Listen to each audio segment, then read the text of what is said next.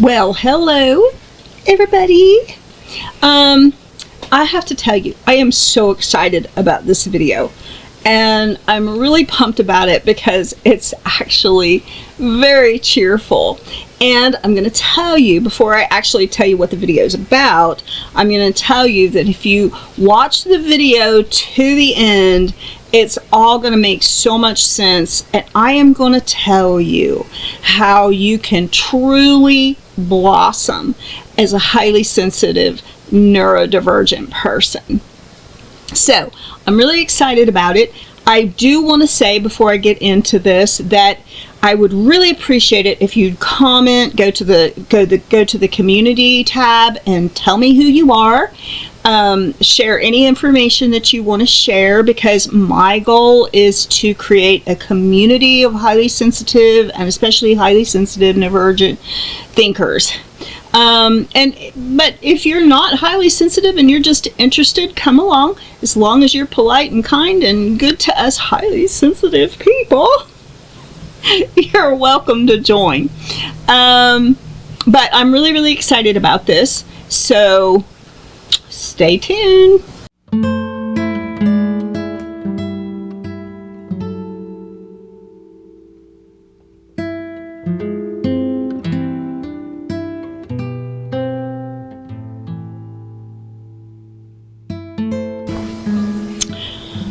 Okay, so I'm going to title this video something like "The Beauty of Being a Highly Sensitive Neurodivergent Thinker."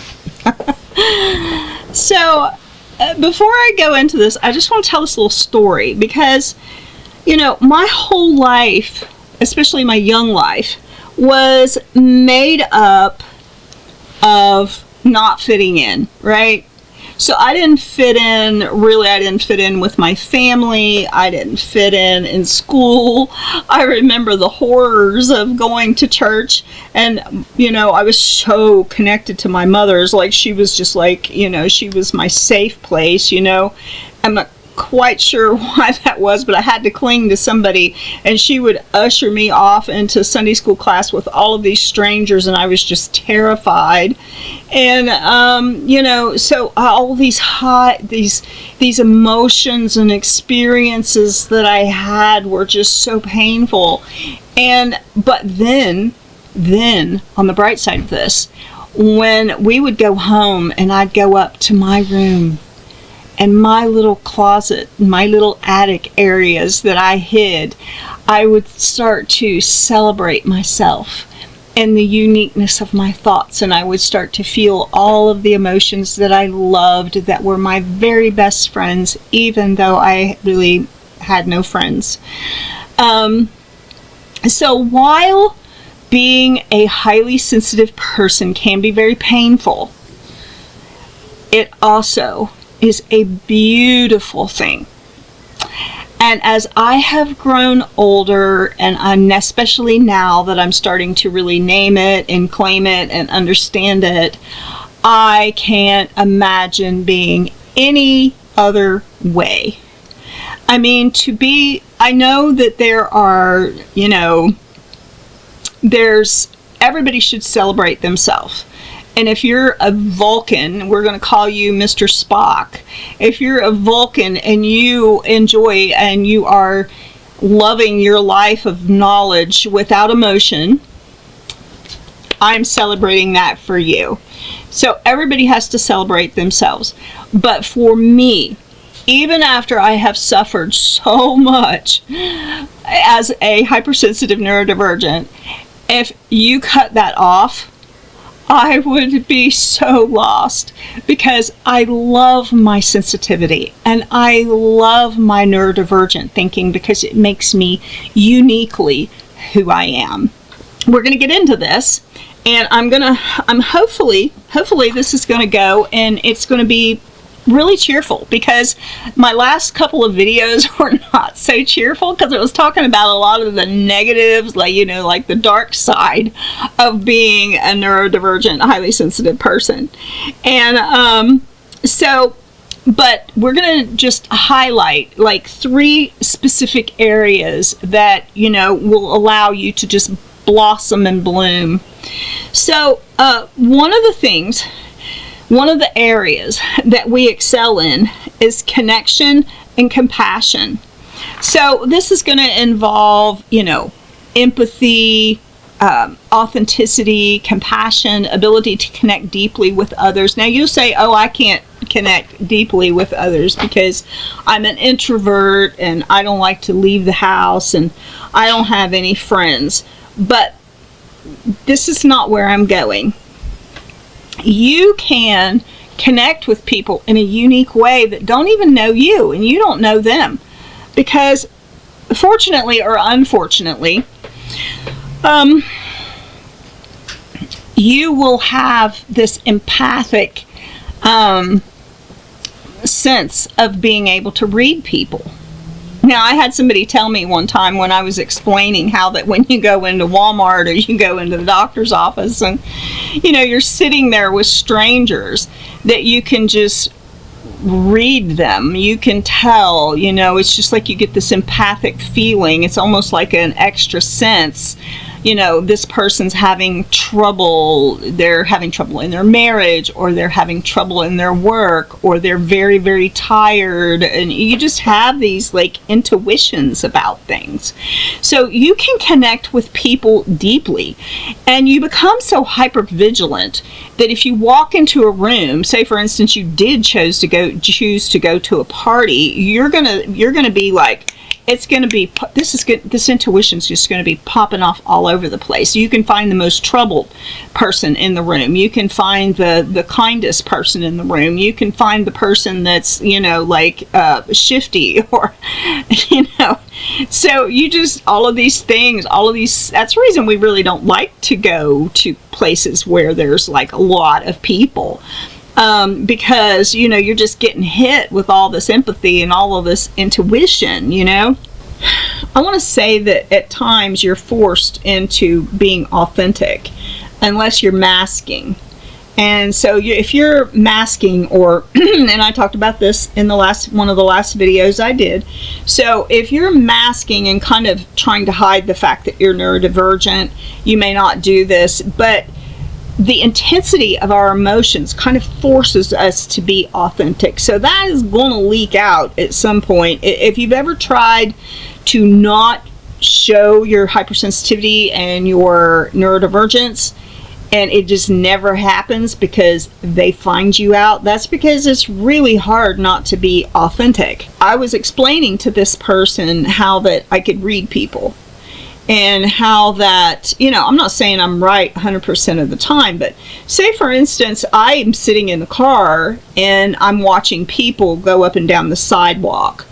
I don't know why, but I'm acutely attuned to people that have hip issues, back issues, neurological issues, curvature of the spine, stuff like that. I have no idea. But people can walk down the sidewalk and I can, immediately I'm picking up, is one leg just a little bit shorter than the other one? Do they have some hip displacement? Do they have stiff hip? Is their back crooked in some way, either scoliosis or kyphosis? Are they experiencing pain? And I just start getting these things just coming at me. Anyway, when I was explaining how I can read people, I can pick up on sadness, grief, so many different things when I'm in the room with a stranger. But this person was shaming me, saying, oh, that's an invasion of privacy, and you haven't asked them if you could read them. Well, while that's true, it's a little difficult to walk up to a stranger and say, I'm going to read you right now. Do I have your permission? This is just something that comes naturally. Now, if you're a person that you're hypervigilant and you can read the room, this is what my advice is. Don't expose them. Don't walk up and say, I can tell that you're having trouble with your marriage. No, you don't want to do that. You don't want to expose them. You want to be very sensitive about the fact that you don't want to make them feel uncomfortable. I mean, you might just pick up on simple things like somebody, their roots have grown out like mine were the other day. I've fixed that now. But, if I've got an inch of gray shining because I haven't done my hair, if somebody walked up to me and say, hey, you need to take care of them roots. You need to color your hair. You're looking kind of old there. I'd probably be like, okay, I'm sorry. That's because I'm highly sensitive. But, you can offend people. So you have to be careful about that. But you're going to be hypervigilant. You read people. You're going to have these emotions. And sometimes it can be overwhelming because some of the emotions that you're going to feel through this are sadness, overwhelm. You can feel extreme happiness and it's almost painful. And compassion. And this is one of the reasons why I'm so sensitive about watching or hearing stories about, really, really sad, bad things, because it really affects me emotionally. Now, I used to be a person, even just a few years ago, I could watch shows that were kind of, I want to say, not really scary, but, a lot of drama, a lot of that drum beating, oh my gosh, what's going to happen next? But now I can't. And there's a particular series that I used to watch all the time, and if I mentioned it, you would definitely know what it was, and I used to be able to watch it, and now I look back and I'm like, how could I ever watch that? Because some of the scenes, some of the story was so graphic, and I can't go back and watch the rest of it because it's just too much. It's too overwhelming. It's too painful because I've become a much more sensitive and aware person.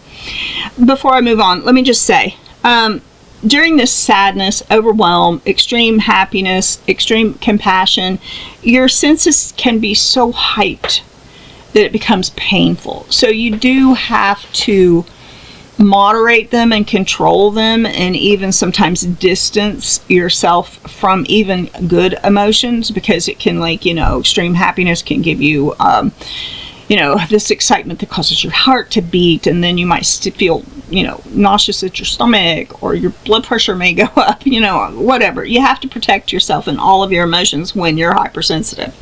Moving on, I'm going to talk about creativity and insight.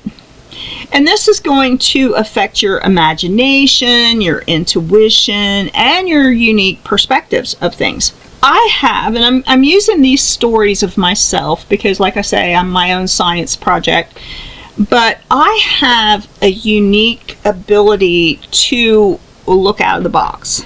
I can see both sides of stories very well. This gets me into trouble sometimes because I have a very difficult time choosing sides. And for the most of the part, I just simply won't, because, as they say, there's two sides to every story. But when you have this ability to look outside of the box, like I do, I consider myself a historian. I love history. I love historic cultures. I love ancient, prehistory. I love antiquities. I love old cultures. I love new cultures. I'm just very, very eclectic when it comes to things that I enjoy. So I consider myself a historian. I do genealogy, ancestry. I study history of multiple countries and regions and cultures. But I also consider myself a futurist. So while some people are freaking out over robots and AI and all of that stuff, I actually enjoyed it. I've followed it for years, and I think it's very interesting, and I think it's just like a tool. When indoor toilets come out, my grandpa that was born in about, I think he was born in 1896, 97, in there somewhere. My grandpa was really, really back there. When they came out with indoor toilets, he thought that was the most horrible thing he had ever heard of in his life. Why would anybody want to go poo in their house? It was just terrible to him.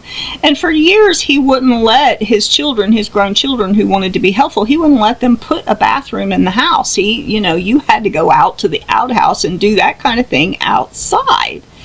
And, a lot of times now, it wasn't in every case, it's like now we have pets inside the house. They even sleep with us. Well, we give them a bath in our bathtub and they sleep with us. But there are some people that still don't have pets in the house. But, cultures change, And I am a person that I see the benefits of not only indoor bathrooms, hot showers and tubs, cars. I also see that AI and robots will be a tool. My phone's always dinging and binging. But I'm talking about this simply because I am just that way. I am a person that has opposing viewpoints, and I can see both sides of a story.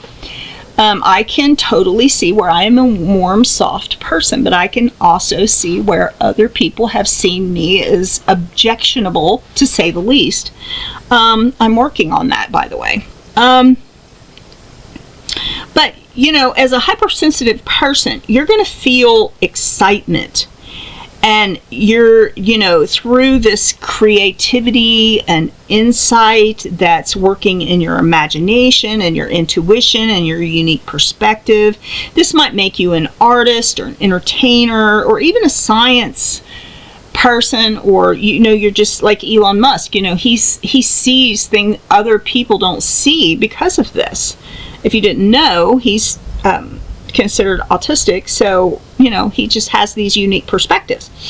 But when you're like this, you feel excitement.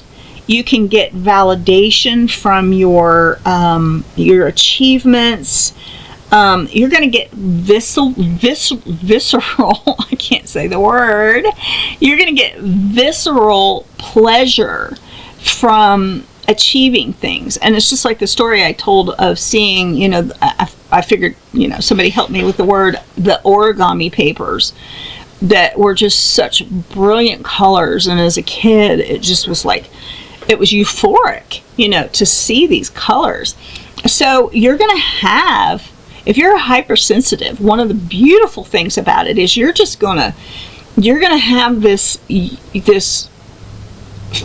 physiological euphoria over certain things. You're gonna, a smell is just not a smell to you. It's just like, oh my goodness, it's just so wonderful. And because all of your senses are heightened. But, and I have had good feelings like that were overwhelming. And then if you get in the realm of bad feelings, it's just excruciating. It's so painful. But we're talking about the beauty of hypersensitivity. When you have this creative twist, and you're intuitive about your creativity, the ideas can just flood your brain. Oh, I could do this, I could do that. And you can turn on a dime, and these skills are very important for moving forward in anything. My dad was like MacGyver. He could just do anything, and he could figure out how to do anything. And I kind of took that on. And my daughter especially, she's incredible because she can just figure out how to make or do anything. So we call it it's the whole MacGyver thing. You can take a Q-tip and a paper clip and build a shopping mall, so to speak. It's exciting and it's beautiful, and you can enjoy life. This is why I say I wouldn't want to be neurotypical. I would not take away my hypersensitivity for anything. It does have to be managed. You have to fight against overwhelm. You have to fight against people not understanding why you're so thrilled about a particular thing, or why you become, obsessed with a particular thing. And people that are neurotypical and not hypersensitive they just can't get it. You just need to give up on that. Because most of them are not. They're going to, unless you feel the senses that we feel, good or bad, You're not going to understand that. You just have to realize that our senses are over the top. Just sit back and enjoy. Watch our creativity. Watch our intuitive abilities. Watch us create and do all kinds of things. The next thing that I'm going to move on to is brilliance. Brilliance and attention to detail. Now, this is going to include genius, passion for interest. If you're interested in something, the passion is going to just have a visceral feeling to it. You're gonna just it's just gonna overwhelm you, and you do have to control these things, because you may work on a project until you forget to eat, you forget to sleep. And attention to detail can often, you're gonna have very high standards, but you're also gonna have appreciation for nuance.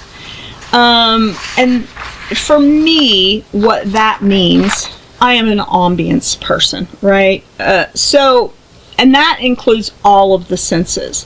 My world is not right unless I'm listening to the right music and the right aroma coming from my wax burner, and the lighting needs to be right. And and I kind of go back to, if you've got a fall ambience, you got to pick up on all of those flavors, just like making an apple pie, all of the flavors, the cinnamon, the butter, the whatever you're putting in your apple pie, and all those flavors come in to create this beautiful apple pie that's just going to melt in your mouth, and there's the texture of the crust and everything like that.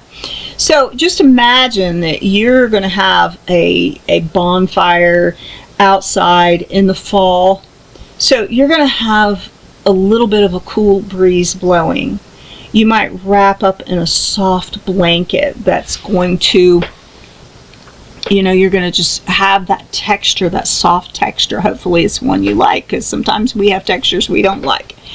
My amazing son-in-law loves the feel of certain carpets, and he just likes the feel of it, so it's amazing the sensations you can get from things that really, really work with you. Sometimes we're hypersensitive and we just can't stand the texture of our mouths. So like tonight I was eating mozzarella sticks, but some of the cheese came out, it got too hot and it came on the outside, and it felt like a rubber band in my mouth. So I didn't enjoy that part. We learn to overcome some of these things.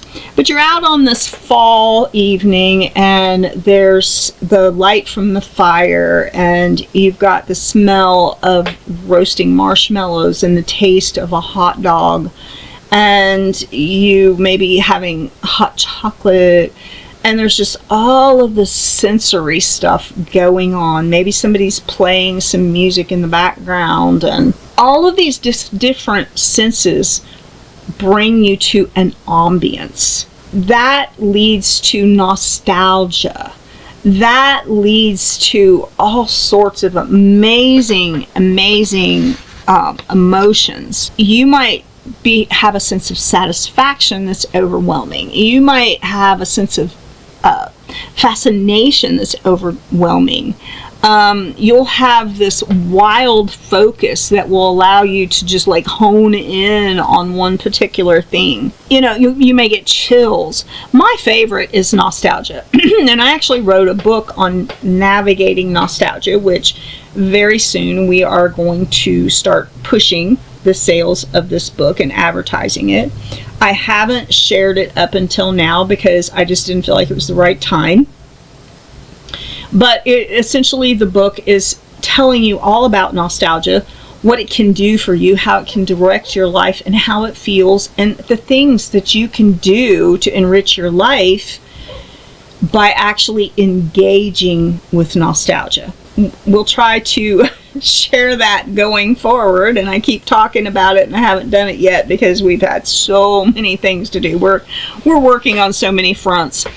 There is a pitfall to this beautiful emotion, and up until now I've just been regaling on the beauty of hypersensitivity and nostalgia. But unfortunately, there is a downside. And I'm going to tell you what that downside is. And I am also going to tell you what to do about it if your hypersensitivity joy has been broken. Parents often do not realize the importance of a hypersensitive neurodivergent child. And especially, and it doesn't necessarily have to be a neurotypical parent, because I was like this myself. So, like, as a neurodivergent parent, I was shamed for being neurodivergent. And, you know, the example that was put before me is you got to do this and this and this. And if you don't do this, this, and this, it's going to be wrong. You have to walk in this particular venue. And everything about my life up until, you know, somewhat recently, actually, it's like everybody that influenced me I felt like I had some sort of deficit. I just wasn't good enough. I didn't think about it right. I didn't make the right decisions in life, and I made a lot of wrong decisions. But, you know, it's just like everything just degraded me. So I was doing this masking thing, and I was trying to be as neurotypical as possible, which was a huge mistake, and it wasn't really possible anyway, because it always leaks out, right? But it affected how I treated my children. So if somebody come along and they would say, oh, your children didn't do this, they didn't get this kind of education, or you should have provided this for them, I was very, very affected by that, because I always wanted the very best for my children. And whenever somebody would criticize me, I would try to change that. So, you know, instilling a strong neurotypical worth ethic, you know, you got to do chores, you got to be tough, you got to, you know, don't spend so much time on the computer, don't spend so much time in your room, and, you know, all of these things can, and if I had to do it over, I would do it completely different. But all of these things can take, for a highly sensitive child that's highly talented, they're not special needs, they're just special. They're special thinkers. They think out of the side of the box. They're creative, they're intuitive, they're empathic, they're amazing. And you try to take that child and cram it into a mold that doesn't fit. And if you are forceful enough, you can just break that child. And they start to feel as if these amazing emotions and this euphoria and things that they're experiencing when they're working on their projects and they're having these individualistic ideas, and you are crushing them. They have to go through years and years of trying to decipher this and change this and figure themselves out, because you have, you know, you're taking a bunny rabbit and you're throwing it in a water full of fish and crocodiles. It's not their habitat. I'm specifically against a parent trying to have this idealism where you think things are going to be a certain way. You know, all your kids are going to be doctors and nurses, or all of your kids are going to be, you know, like in some other form of work. And you have this one that's, you know, he's an artist, or she's a herbalist, or he's a musician. And you can't see where that's going to lead them to any financial, you know, success. So you just start breaking that down. I'm firmly against that. I feel like that everyone should have that opportunity to fulfill their dream. And I did that, you know, with my kids. I expected them to conform because, you know, a lot of it was because everybody on the outside was telling me, oh, you're not right, and you're not raising your kids right. And, you know, there was this expectation of my kids turning out and being like someone else in the family's kids, you know, achieving what they achieved. Oh my gosh, I would take that back and strip that mentality down to the ground. If I could do over, but you can't do over. So I'm letting you know that if you have a hypersensitive, neurodivergent child, fertilize the things they love. Put them in an atmosphere of the things that they seem to enjoy the most. Give them the things and the tools that they need to experience the beauty of that. I have been seeing excerpts of Temple Grandin on my Facebook feed, and I just simply love that movie so much. And she was so blessed because back in that time, autism, and she's kind of a standard autistic, but she got degrees and she is independently, financially independent, and she had a very supportive mother, and she had a very supportive teacher that guided her through the nuances of real life, and at the same time encouraged her to follow her passions. But she was very creative, and I love that movie. If you get a chance to watch that movie, do so. But children should be encouraged. So what if you're a grown person and you're not going to feel happy if you're not doing what you're called to do? You're not going to be happy if you're not fulfilling that emotional attachment to things that you would find beautiful. And you may have had that euphoric expression of the things that you love squelched. Well, what do you do about it? Because I have went through a lot of things, and even over the past 8 years, that has squelched a lot of the things that I loved. And so I've kind of went through a process. And like I said, I did this to my own kids in a lot of ways because, a neurotypical world expects you to be neurotypical. But if we were all neurotypical, you wouldn't have your Mozarts. You wouldn't have your artists and all of your scientists and people that have done amazing things that have taken society forward. So you have to first realize that you've been cut off from your authentic self. You've been discouraged. You've been insulted. You've been scolded for being your authentic self. You first have to realize that you have taken on board damages. Damages that you should not have to face, but society, teachers, parents, people, aunts, uncles, it could be anybody, have made you feel less than because you weren't just like them. So first realize that you have taken on these damages to your emotions, and you may be masking. You may have masked for years trying to hide your neurodivergence or your hypersensitivity. First, realize that you've been cut off from yourself. Secondly, and this is a process, you have to reconnect to the things you love. So if you can, just look back to the things you loved as a child.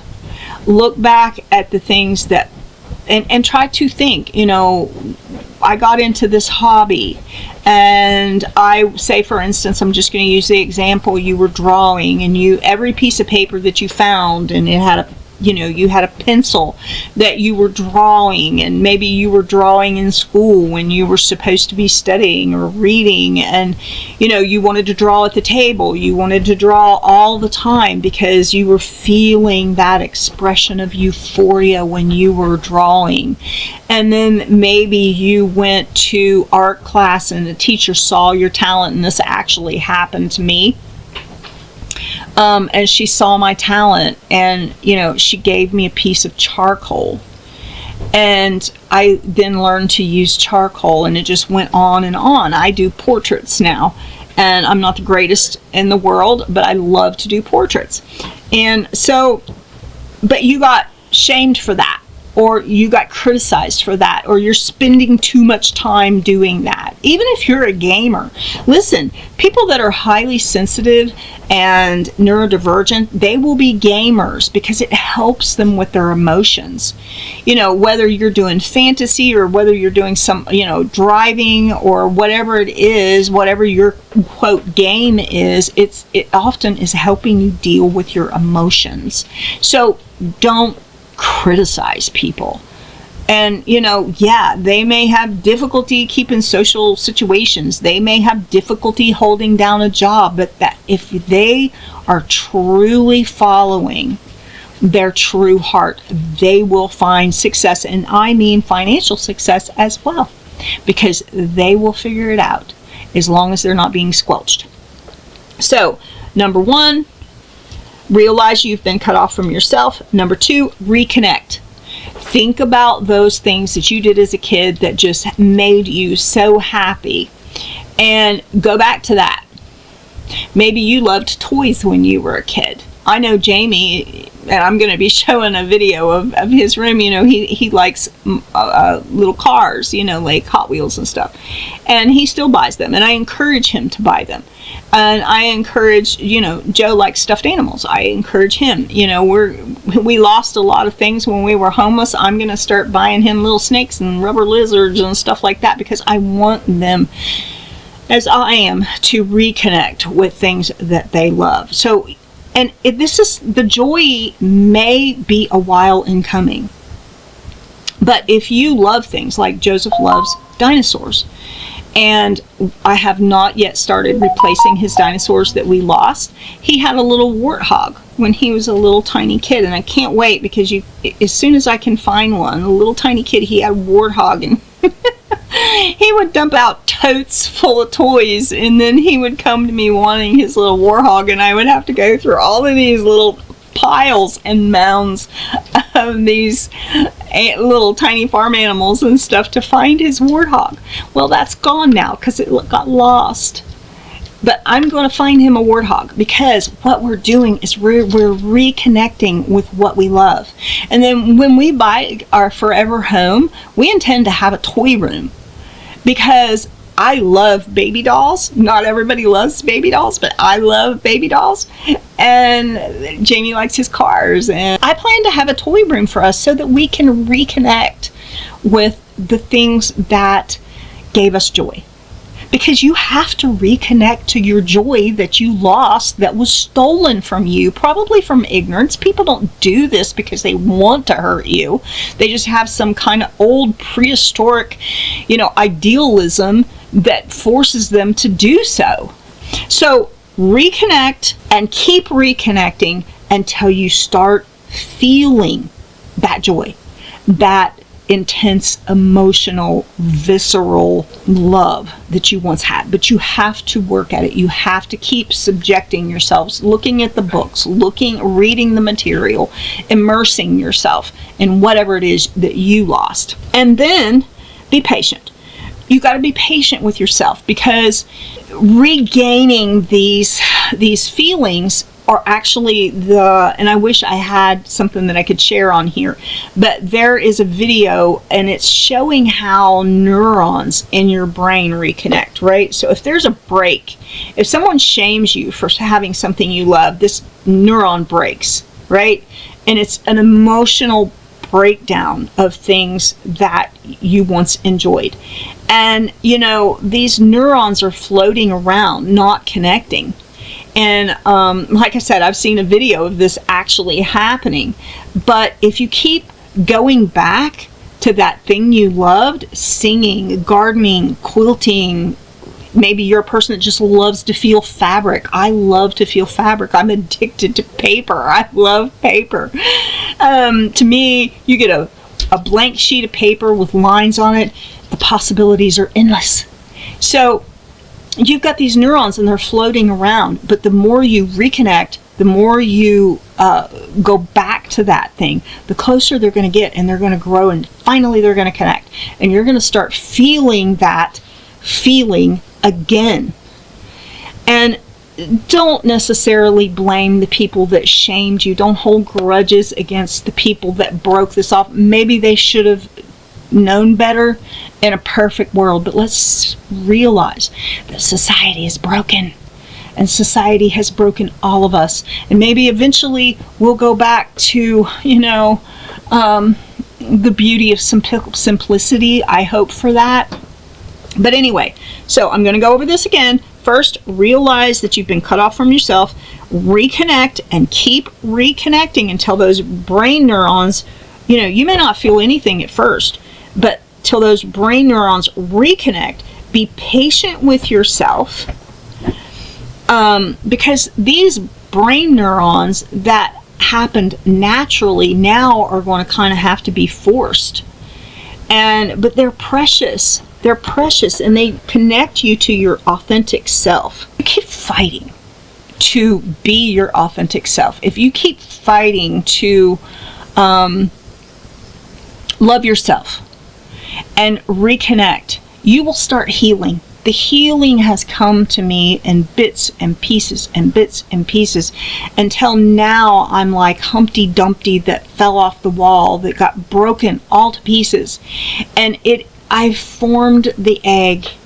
I have formed the egg, and it's all glued back. It's still fragile, but it's all glued back, and I'm starting to see the healing really taking place. One of the things that I have really been unable to do is feel like it's okay to laugh. I felt guilty for smiling. I felt like, I've caused so much pain, I've caused so much damage, I was a terrible mother, I was a terrible this, I was terrible that. I've failed in so many things that I felt guilty for smiling. I felt guilty for laughing. And lately, I have rediscovered my childhood. And this all came from work and study and striving every single day to improve who I am. But I just, one day I just connected. I connected the dots, and I started sensing that inner child, and I started sensing that love for things, that emotional attachment. I can go to Walmart and I just stand in front of the fabric. Now, I can't afford to buy fabric right now, and I want to get started sewing and making things, and I can't wait. But I can go into Walmart now, and I used to just pass the fabric aisle and not even look at it. And because I'm like, the joy of that's over, it's gone, I'm never going to feel that again. And now I can just go in and rub my hands over the fabric. And this makes me want to cry, because the joy of it has come back to me. Just to feel the fabric. And I love calico, so I'm obsessed with flowers. But just to feel the fabric and smell the fabric and look at the little dainty flowers. That was something that I had totally lost. And I'm starting to sense those childhood senses. And that is the beauty of hypersensitivity. I'm sorry, I get all these ugly crying spells anymore. But it's because I'm starting to feel things I haven't felt since I was a child. And it's so beautiful, and it's so lovely, and it's so wonderful. And if I can do it, you can do it too. Open up your heart and allow yourself to forgive yourself. Allow yourself to accept yourself for who you are.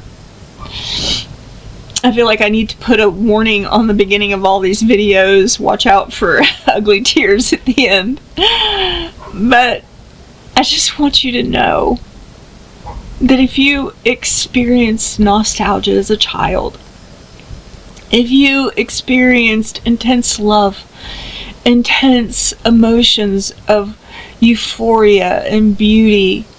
I walked out on the porch as a little kid, and it was on Easter Sunday, and my mom had dressed me all up, and we was getting ready to go to church, which was always stressful for me because I was going to have to be around people. But I stepped out on the porch, and there was 2 apple trees across the road, and they had been in full bloom. They had pink blossoms.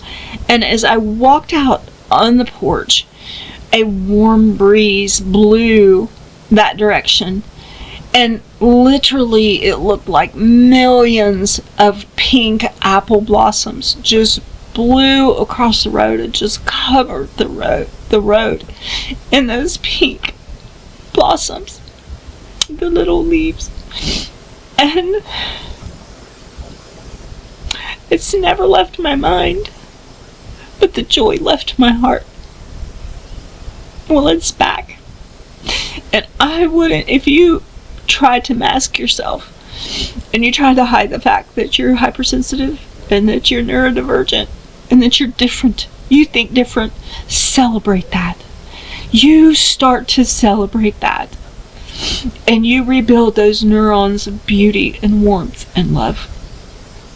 I didn't expect for this to go this way at all, but put your comments below. Like, subscribe, support on my channel, and help me to get this, what's going to be more and more messages of beauty and love.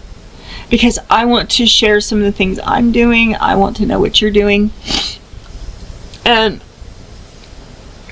I want to do what I can, the little bits that I can, to make this more beautiful world. And if you're hypersensitive, if you're neurodivergent, I don't care if you're ADHD, I don't care if you're autistic, I don't care what diagnosis that you have, which really doesn't matter. You know, we're all in some form dysfunctional. You may think you're not, but you are, trust me. What you need to do is hug yourself, celebrate yourself, love yourself, and find that beauty again. Celebrate your hypersensitivity, celebrate your neurodivergence. So I've really enjoyed this video. Sorry about all the emotion. I love all my kids, and I'll see you on the next video.